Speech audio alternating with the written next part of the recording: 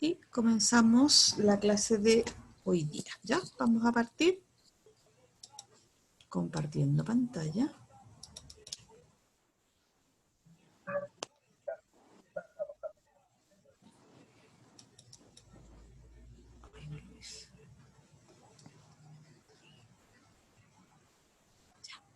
Chiquillos, aquí nosotros tenemos que recordar que estamos viendo el sistema judicial y hemos visto ya dos clases. La primera clase del sistema judicial fue la estructura que tiene el sistema judicial, en el caso de nuestro país, partiendo con el organismo más alto, que es la Corte Suprema, después vienen las Cortes de Apelaciones y las que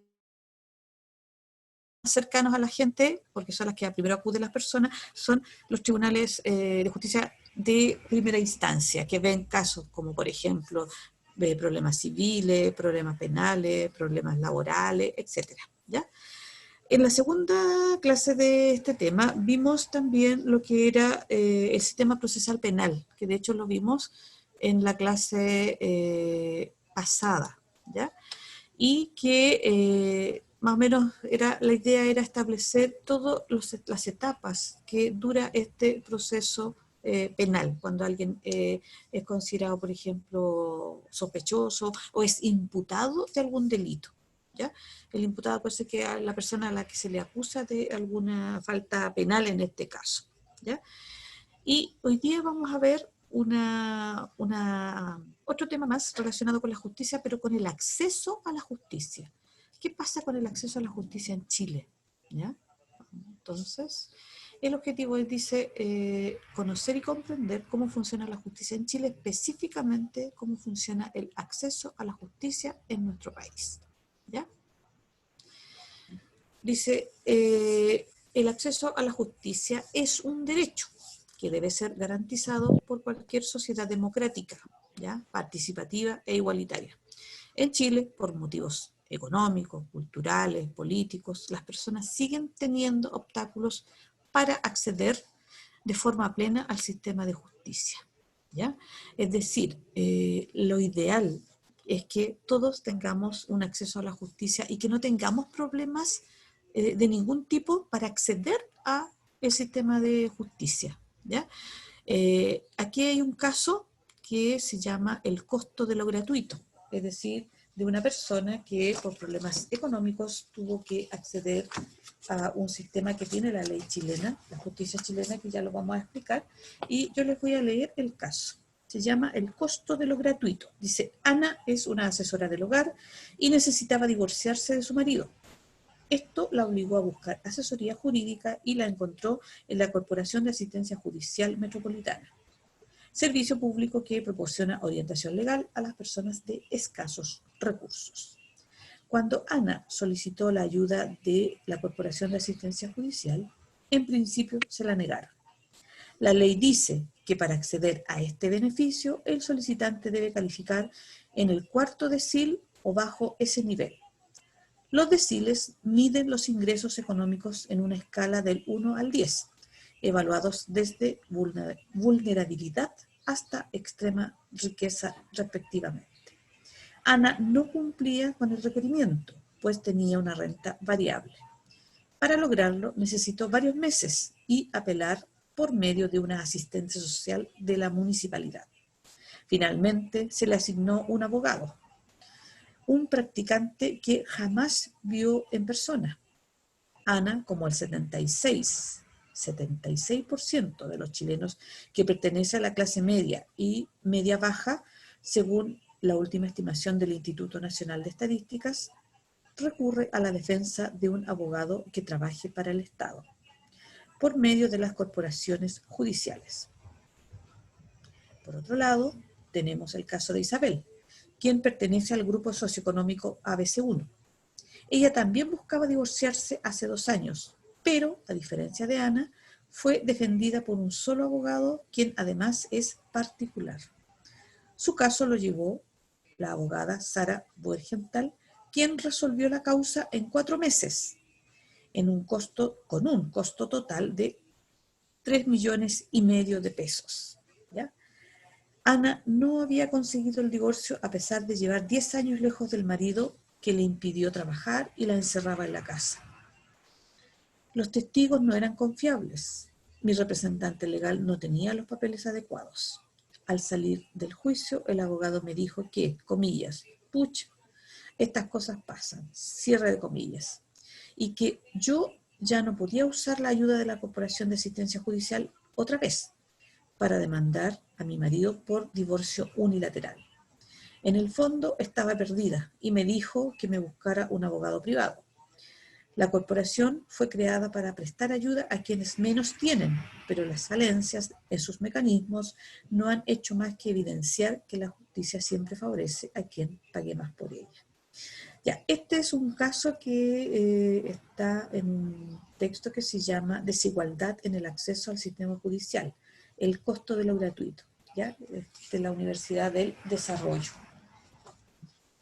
¿Qué problema fundamental se presenta acá? Uno puede ver dos cosas. ¿Cuáles serían estos problemas? ¿Por qué una persona puede acceder y la otra no? ¿Qué problema tenía en el fondo nos puede presentar? Dígame. Económico. Económico, ¿cierto? Está el poder pagar un abogado particular, ¿ya? Entonces ahí hay la parte económica impide el acceso a la justicia. Y lo otro, disculpen, es el funcionamiento en sí del sistema, ¿ya? ¿Por qué? Porque hay uno en el relato, uno puede ver que ella nunca vio al abogado, que es un abogado practicante, que los abogados van a hacer prácticas a estas corporaciones, nunca lo vio y al final le dice, pucha, estas cosas pasan. O sea, ni siquiera se involucró, nada para lograr el divorcio en este caso. ¿Ya? ¿Se fijan? Entonces, hay dos cosas. Lo económico, como dicen ustedes, que ahí uno hace la diferencia entre el caso de Ana y el caso de Isabel. ¿Ya? Nadie tiene 3,5 millones para pagar, por lo menos a nivel en que estamos nosotros, para pagar 3,5 millones a un abogado, ¿cierto? Y la forma en que funciona el sistema. Ahora, las corporaciones de asistencia judicial existen en todas las regiones, ¿ya? Es una institución especializada de derecho público, sin fines de lucro, ¿ya?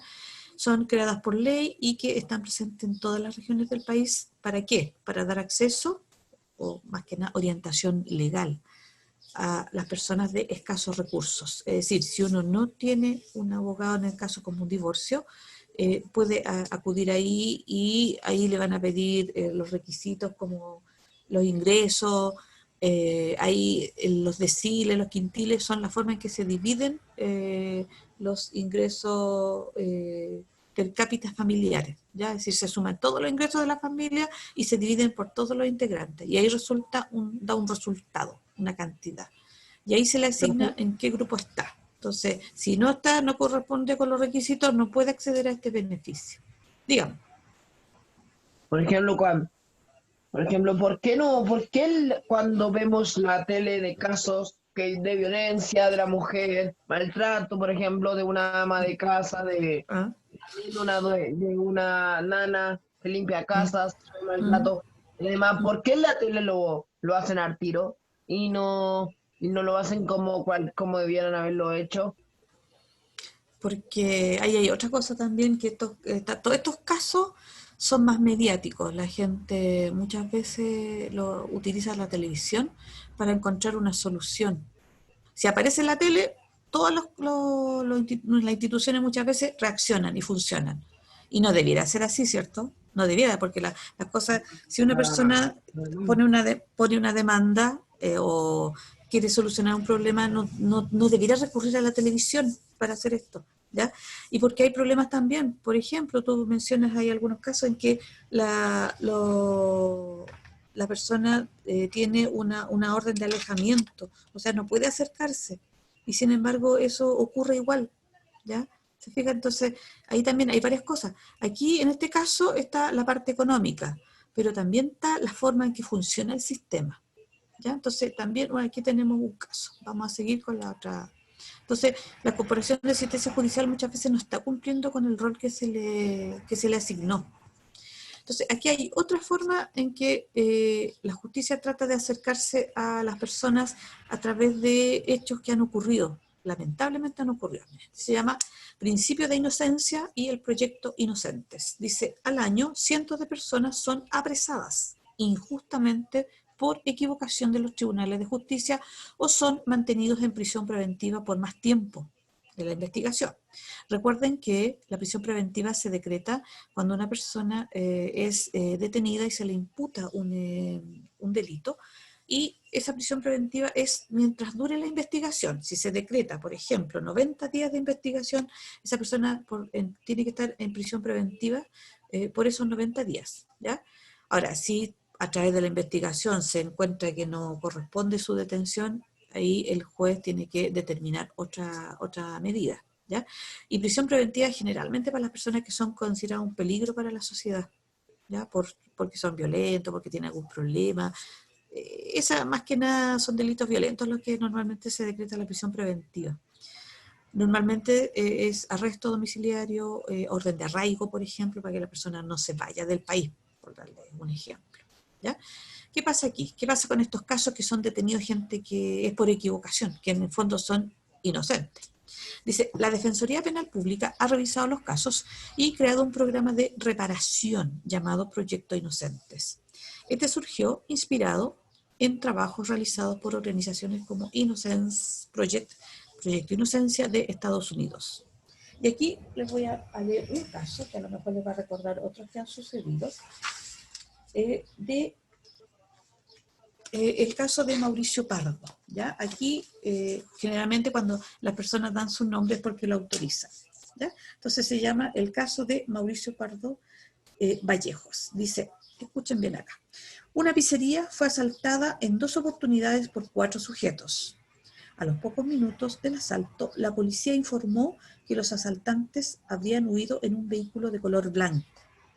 Ese día, Mauricio Pardo no había asistido al instituto donde estudiaba, mecánica automotriz, pues tenía licencia médica. En un momento decidió tomar su automóvil de color blanco y concurrir hasta la casa de un amigo. Pero mientras Mauricio y su amigo se encontraban al interior del auto estacionados en el frontis de la casa, personal policial los bajó del vehículo, los registró e ingresó al domicilio de su amigo, donde además fueron detenidos otros 2 jóvenes. Allí se encontraba la madre de uno de ellos, quien les explicó a los policías que se habían reunido a jugar videojuegos y que nada tenían que ver con un asalto. Una hora después, efectivos policiales trasladaron a 3 de las víctimas hasta la casa, donde los jóvenes se mantenían detenidos con la finalidad de practicar allí mismo una diligencia de reconocimiento, al margen de estándares mínimos que permitieran darle credibilidad a ese acto. Al día siguiente, los jóvenes fueron formalizados por el delito de robo con violencia y quedaron privados de libertad. La defensa reunió antecedentes y documentos que acreditaban que los jóvenes trabajaban o cursaban sus estudios normalmente y que entregaron versiones creíbles y acreditables respecto de las actividades que habían realizado ese día y también los anteriores. Con estos antecedentes, la defensa solicitó revocar la prisión preventiva de todos ellos, pero no logró su objetivo. Vuelco en el caso. Pese a que los jóvenes se encontraban encarcelados, los asaltos siguieron ocurriendo. De hecho, la misma pizzería fue robada nuevamente y otros 4 sujetos fueron detenidos como responsables del nuevo asalto. Ante esto, la defensa solicitó al fiscal a cargo de la causa realizar una nueva diligencia de reconocimiento, esta vez en una rueda de sospechosos que resguardara las exigencias protocolares adecuadas para validar sus resultados. Además de incluir a Mauricio Pardo, la diligencia también incorporó a los 4 sujetos detenidos en el último asalto. Tanto las víctimas como incluso nuevos testigos reconocieron con seguridad y como los verdaderos autores de todos los atracos a los últimos sujetos detenidos, a quienes además se les encontró un revólver plateado muy característico que también había sido descrito por las víctimas y reconocido por ellas como el arma utilizada para realizar todos los asaltos. Tras estar 25 días privados de libertad por un delito que no cometieron, Mauricio Pardo y sus amigos fueron liberados y luego sobreseídos definitivamente por su inocencia. ¿Ya? Esto entonces es parte de un caso del llamado Proyecto Inocentes. ¿Ya? ¿Qué les parece? Esto ocurre en casos en que se detienen personas que al final resultan comprobarse que son inocentes. ¿Ya?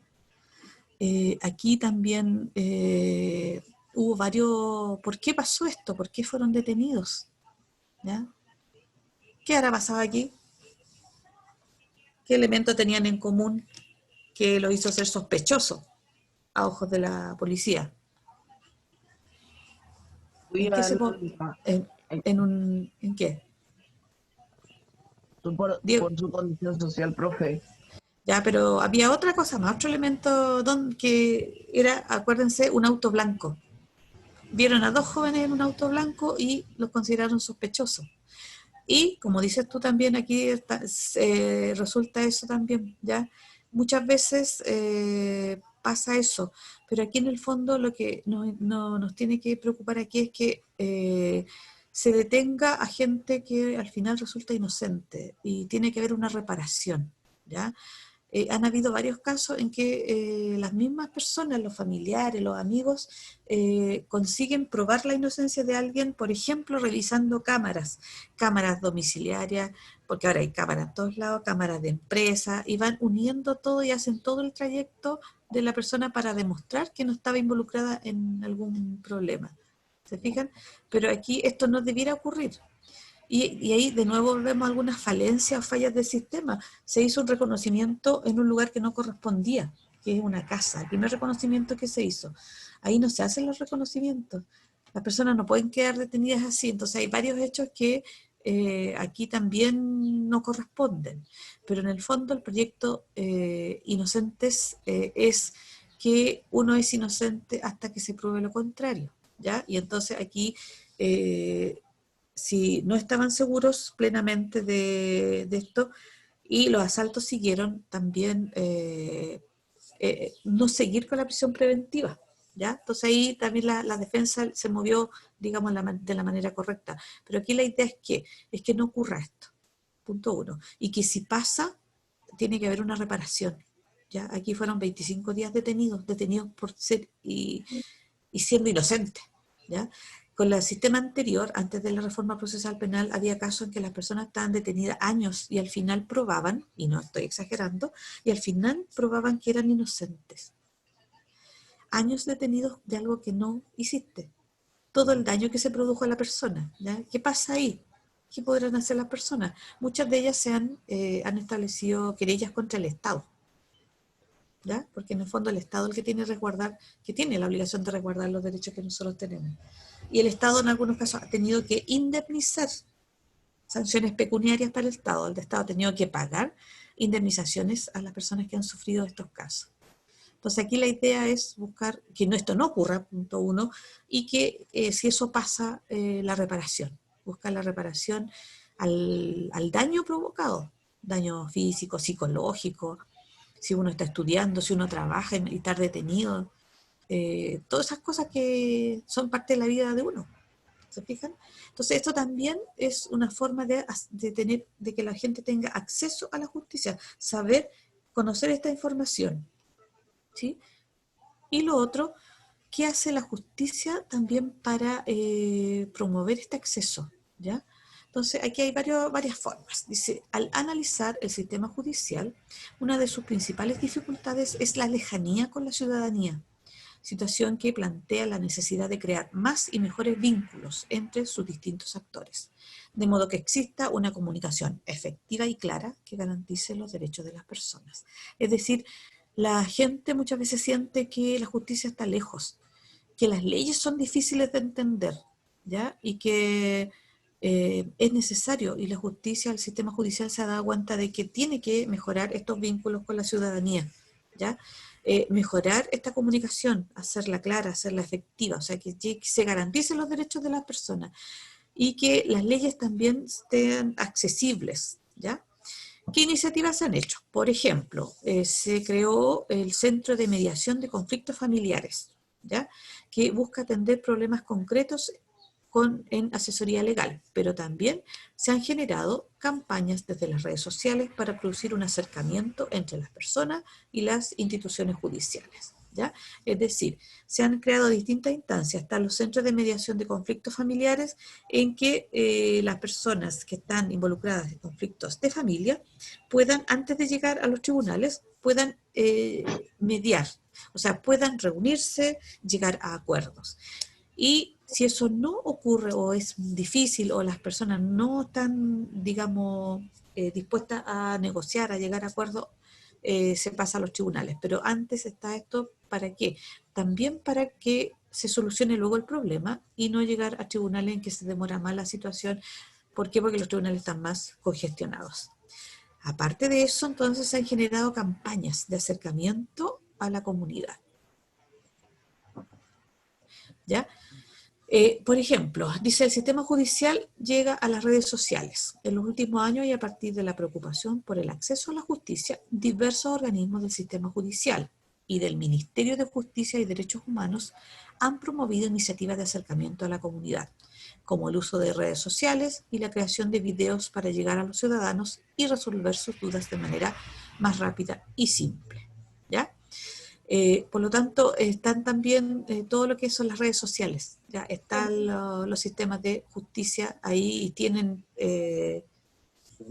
Facebook y todos esos sistemas que están, Twitter, ya están. Entonces ahí se da información, etcétera.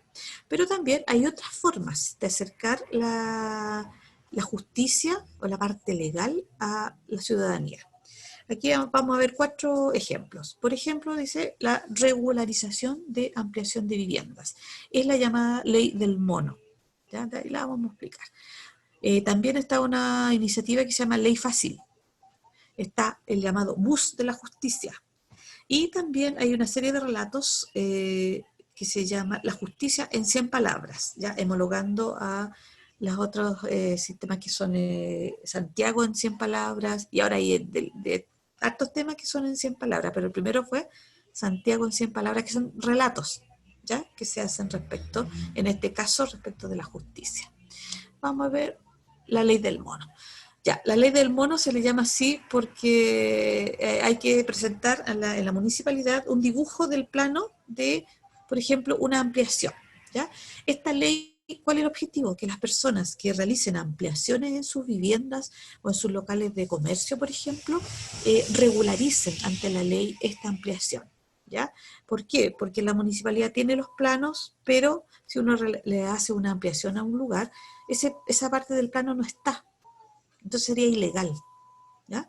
Entonces se crea esta ley que todos los años se está dando un plazo para que las personas que hicieron alguna ampliación en la casa puedan acudir a esta ley y presentar ante la municipalidad el plano, el mono, ya el dibujo, por eso le llamo la ley del mono, ¿ya? Y eso hacerlo más rápido, ¿ya? Y legalizar esa ampliación. ¿Para qué es necesario legalizarla? Si, por ejemplo, la vivienda la quieren vender, si es parte de una herencia, ¿ya? Entonces, hay varias cosas que necesitan que la vivienda esté regularizada completamente.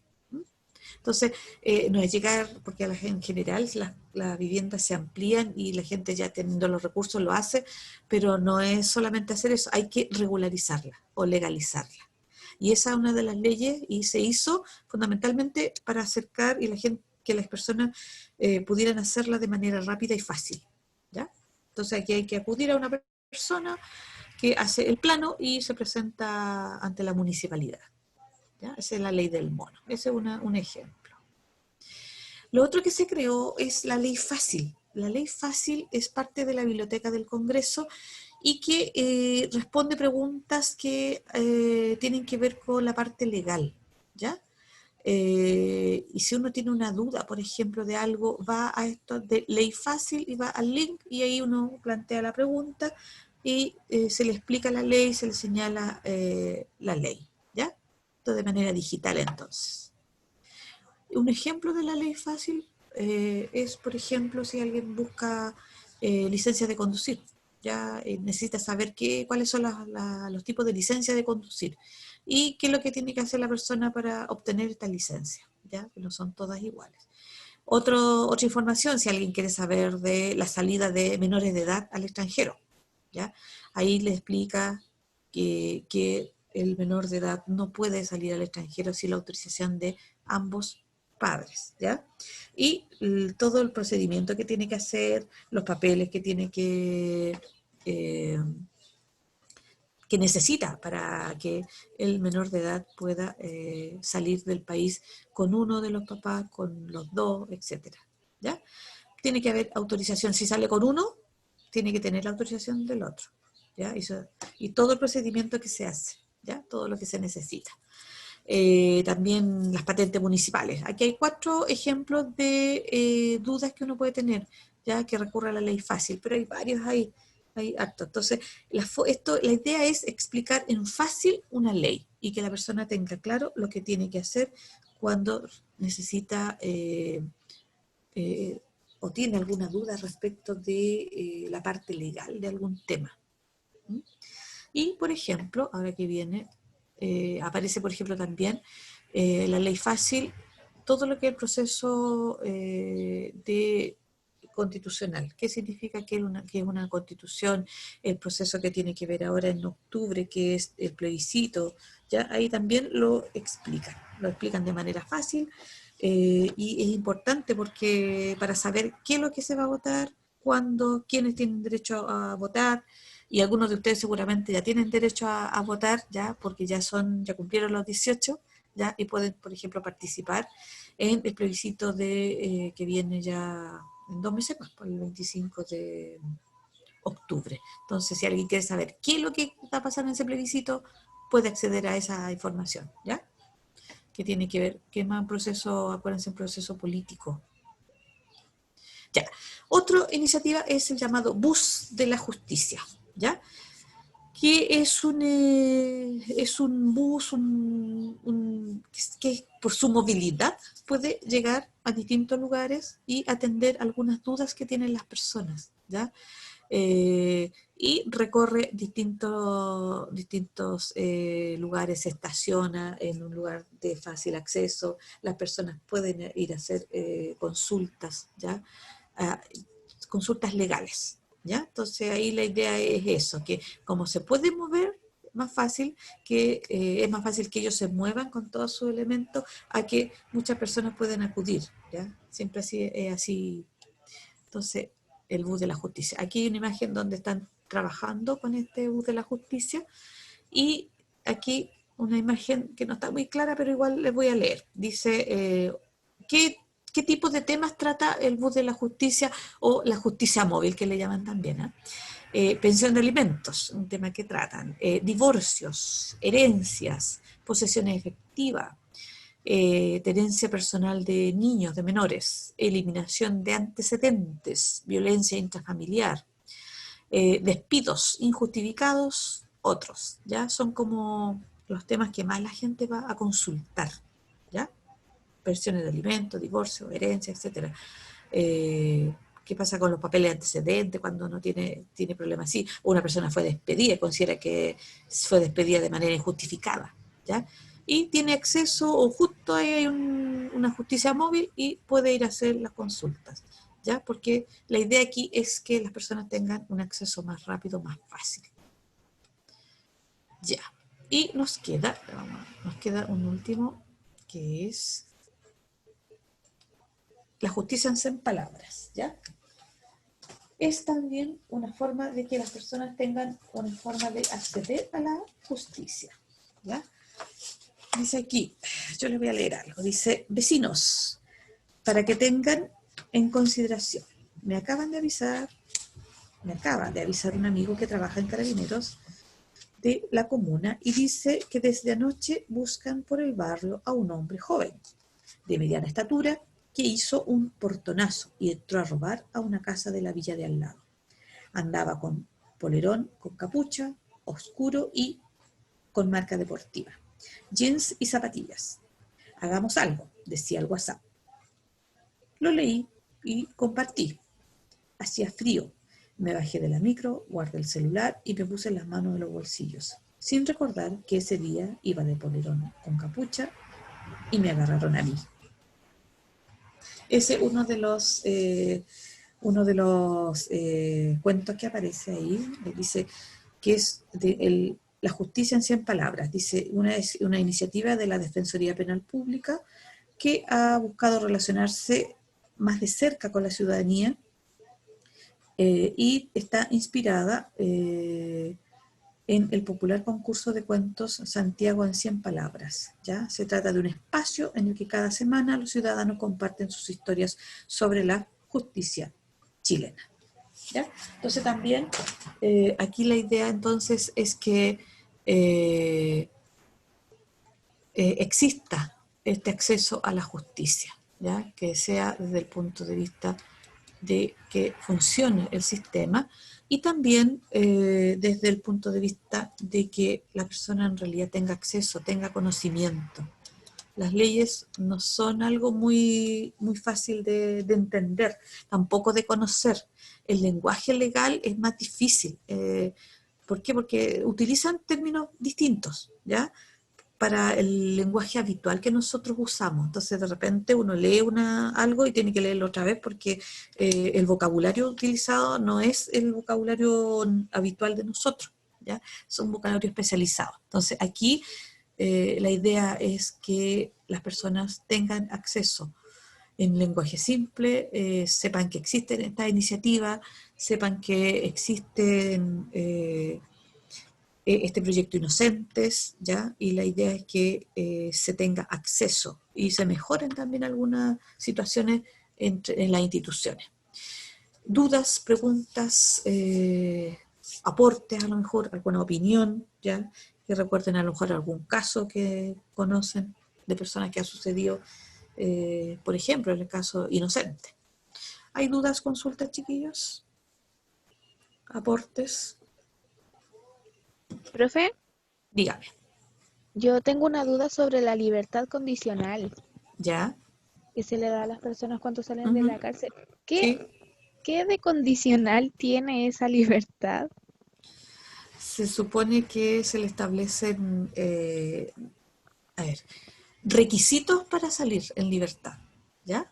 Entonces, ¿Ya? se supone que tiene condiciones, por eso se llama libertad condicional. Ahora, esa libertad condicional tiene ciertas condiciones en que, por ejemplo, tienes que ir a firmar, no puedes salir del país, no puedes acercarte a lo mejor a los que tú le hiciste daño, etcétera, ¿ya? Esas son, por ejemplo, es una libertad bajo condiciones, ¿ya? Normalmente le imponen una cantidad en dinero para salir en esta libertad, ¿ya?